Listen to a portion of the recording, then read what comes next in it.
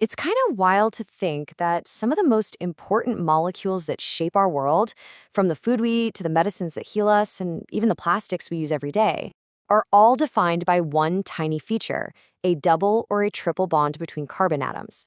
So let's dive into this hidden chemistry that's all around us. Okay, so check this out. On the left, you've got your standard liquid cooking oil, and on the right, a hard, rigid PVC pipe. I mean, they couldn't seem more different, right? One is for cooking, the other is for plumbing. So, here's the big question we're going to tackle. What in the world could these two things possibly have in common, chemically speaking? The answer is actually super cool, and it's really at the heart of what we're talking about today. And here's the reveal. They both come from a family of molecules called unsaturated hydrocarbons. The key thing to notice here is that double or triple bond between carbon atoms. That one little detail changes absolutely everything, and we're about to see exactly how. All right, for our first stop on this little chemical tour, let's head somewhere familiar to all of us, the kitchen. This is where we can see, firsthand, how a double bond can be the difference between a solid and a liquid. I mean, we all know this intuitively, right? Butter, animal fats, they're solid at room temperature. But things like olive oil or vegetable oil, they're liquid. But have you ever stopped to wonder why? Well, it all boils down to those bonds we were talking about. Saturated fats, the kind you usually find in animal products, have very few of those carbon-carbon double bonds. But unsaturated oils, which mostly come from plants, are packed with them. And that single chemical difference is what makes one a solid and the other a liquid. See, it's really all about shape. A saturated fat molecule is this long, straight chain. You can almost think of these molecules like a neat stack of logs. Because they're so straight, they can pack together really tightly and efficiently. And that tight packing is what makes them solid. But when you introduce a special type of double bond, what chemists call a cis double bond, it puts a sharp bend, a kink, right in the middle of that chain. All of a sudden, our perfectly straight logs are bent. You can't stack them neatly anymore, can you? They're all jumbled, with big gaps between them.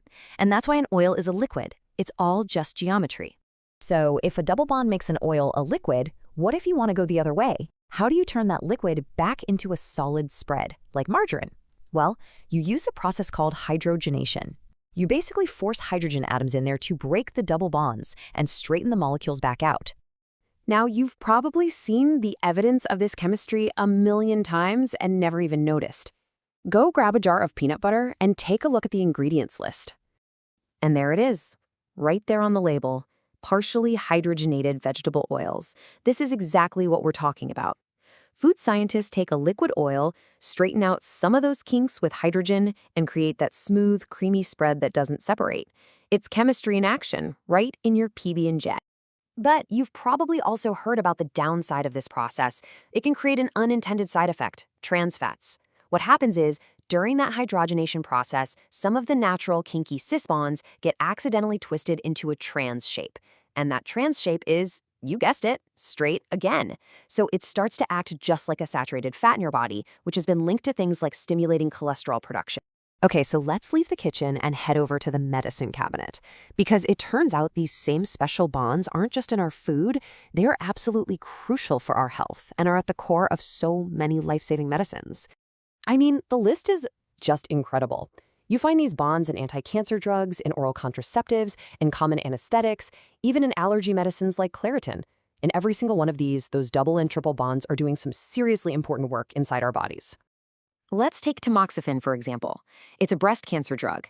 Because of a specific double bond, it has a very particular shape, and that shape allows it to fit perfectly into estrogen receptors, kind of like a key fitting into a lock. By blocking that receptor, it can stop certain cancer cells from growing. It's a perfect example of how a molecule's shape is its superpower. And it's not just double bonds. The carbon-carbon triple bond is the real star of the show in most synthetic oral contraceptives. This feature makes these synthetic hormones even more potent than the ones our bodies make naturally. That extra punch allows them to effectively trick the body into preventing ovulation. Okay, now let's pull the camera way, way back. We're zooming out from the molecules inside our bodies to the materials that literally build the world all around us. Because that same fundamental chemistry is also responsible for our modern plastic planet. The magic word here is polymerization. And it's a pretty simple idea, really. You just take a whole bunch of small individual molecules called monomers, which almost always have a double bond, and you link them all together into a gigantic chain. That giant chain is called a polymer, which is just another word for plastic. So here's the play-by-play. You start with a sea of these little monomers. Then a chemical reaction comes along and pop, it breaks open that double bond. This lets the monomers link up, almost like they're holding hands, forming a long, strong, and incredibly stable chain. You're literally building these massive, durable materials from tiny little molecules. And what's really amazing is that most of the plastic in our daily lives comes from just 6 main types of polymers. You've definitely seen the recycling codes on the bottom of bottles and containers. HDPE, that's code number 2, gives us milk jugs. PVC, code 3, is used for pipes. And polystyrene, code 6, becomes things like styrofoam. And every single one of them started out as a simple little unsaturated monomer. All right, for our last stop, we're going to look at a very special, very stable group of unsaturated molecules. And these guys have a fascinating dual nature. They can be both incredibly helpful and incredibly dangerous. They're a real Jekyll and Hyde. These are called aromatic compounds. Their claim to fame is a ring of atoms with alternating single and double bonds. This setup, with benzene being the classic example, creates a molecule that is super stable and flat. And this is where you really see that two-faced personality. On one hand, these aromatic rings are the reason we have wonderful flavors from vanilla and cloves. They also form the backbone of essential drugs like Tylenol.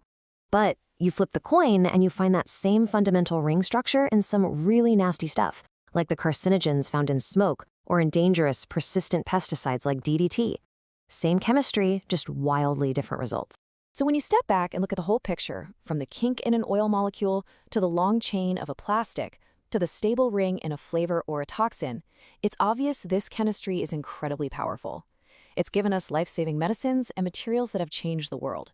But it's also given us trans fats and pollutants. So that really leaves us with a final thought to chew on. How do we best weigh the incredible benefits of this chemistry against its very real consequences?